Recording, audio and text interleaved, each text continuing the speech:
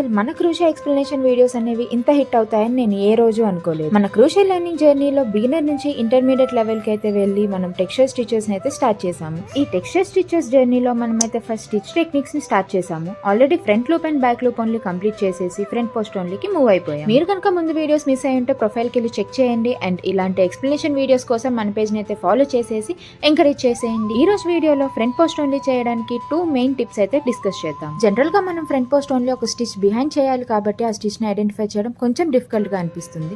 అలా డిఫికల్ట్ గా అనిపించినప్పుడు జస్ట్ అక్కడ పట్టుకొని ఇలా ఎక్స్పాండ్ చేస్తే మనకి స్టిచ్ అనేది చాలా క్లియర్ గా విత్ గ్యాప్స్ అయితే కనిపిస్తుంది. మనం స్టిచ్ ఐడెంటిఫై చేసిన తర్వాత ఫ్రంట్ పోస్ట్ ఓన్లీ చేయడం చాలా ఈజీగా అయిపోతుంది. జస్ట్ హుక్ అనేది 2 గ్యాప్స్ లో నుంచి స్టిచ్ ఫ్రంట్ కి వచ్చేలాగా ఇన్సర్ట్ చేసేసి మనకు కావాల్సిన స్టిచ్ అనేది చేసేసుకోవడం. అండ్ నెక్స్ట్ టిప్ ఏంటంటే చాలా మంది రో లాస్ట్ కి వచ్చేసరికి last stitch and turning chains అనేవి ఒకే స్టిచ్ లాగా కన్సిడర్ చేసి ఫ్రంట్ పోస్ట్ ఓన్లీ చేసేస్తారు.